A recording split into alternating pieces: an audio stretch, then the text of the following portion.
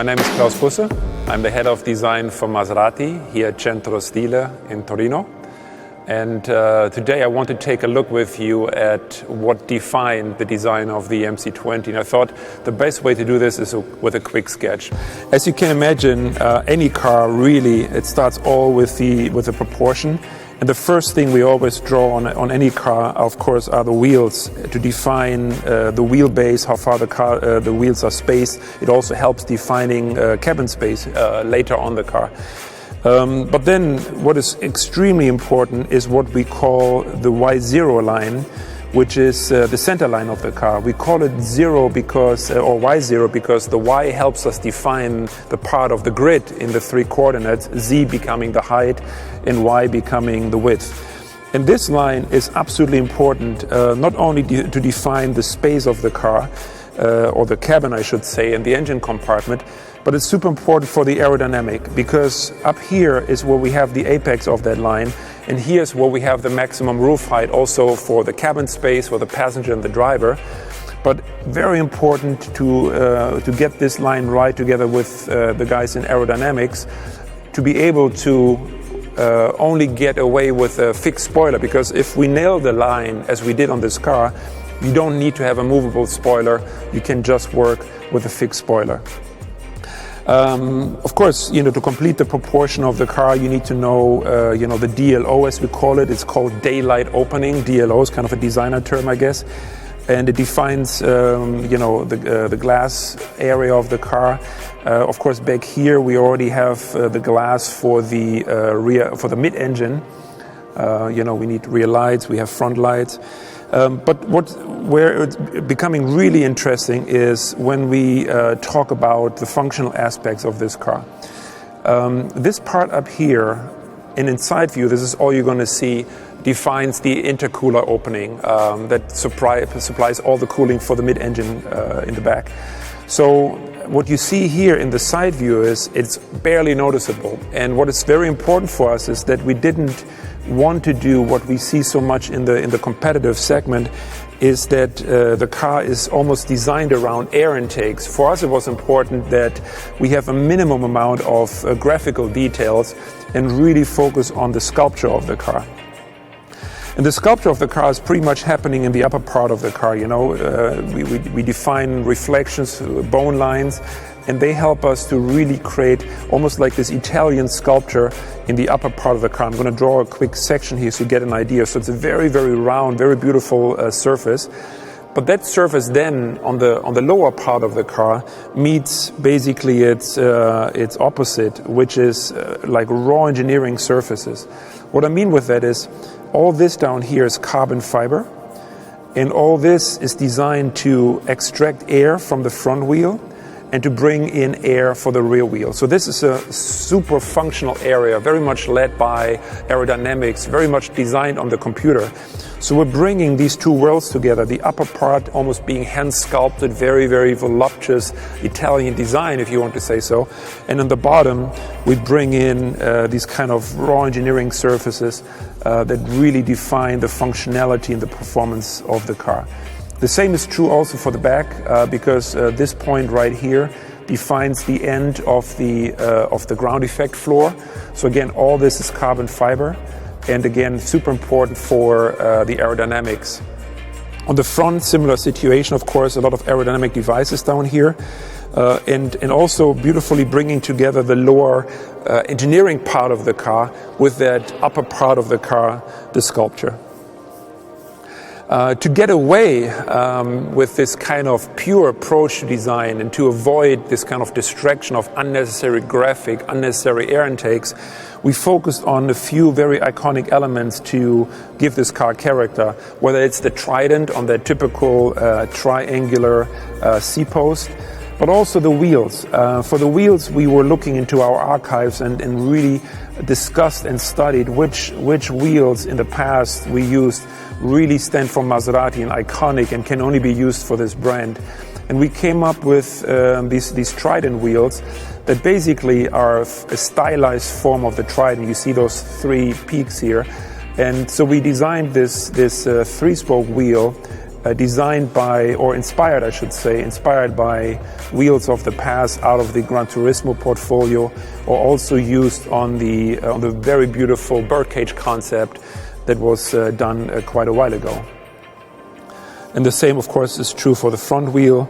Again, these very, very beautiful, iconic wheels. And you can see I can sketch them very quick because, you know, they're very, very clear in design with these repeating trident feel.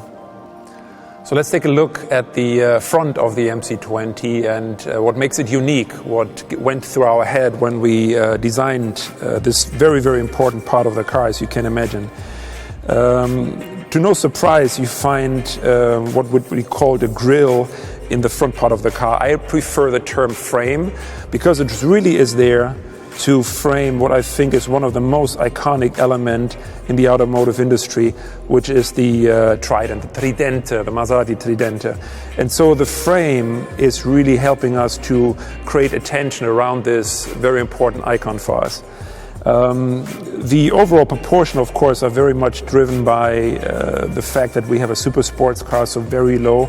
The car is just a touch over 120 tall. That allows us to get a really nice cabin space.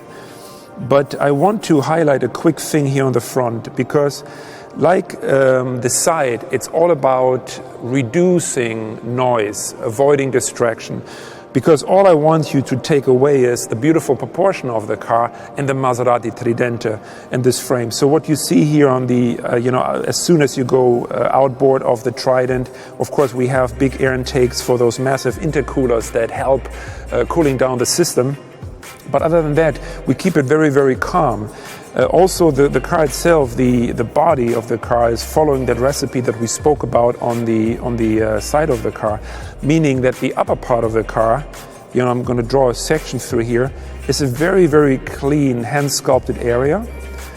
And then the lower part, you again have this very, very raw engineering surfaces, exposing this beautiful carbon fiber that you then see connecting with the carbon fiber part of the side of the vehicle, and then also eventually on the rear.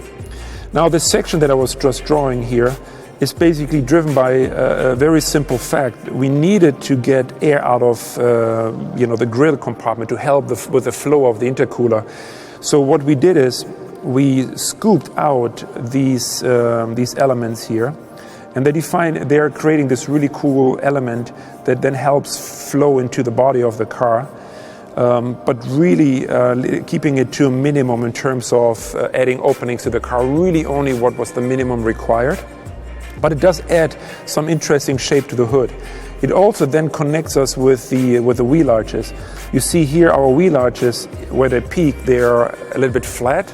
Often what you see is like very trapezoidal, very wheel arches with a strong peak.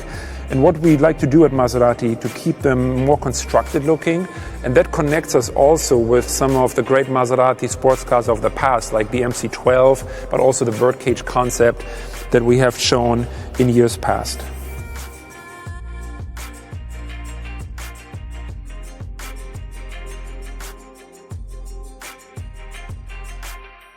So let's take a look at the rear end of the car, the car you probably see, the part of the car you probably see most when you're in traffic. This car is incredibly proportioned, which of course is a dream for us designers. It is about 2 meters wide, 195 to be precise, without mirrors. So with the mirrors it actually goes beyond 2 meters. And that allows us to create this beautiful stance, this dramatic proportion on the road. But to further emphasize it, we actually used the rear lights and made them super slim using really state-of-the-art technology. And using this graphic element further enhances the width of the car on the road. So you're physically wide already, but on top of that, you get the graphic impact of the lights to really create this amazing stance of the car.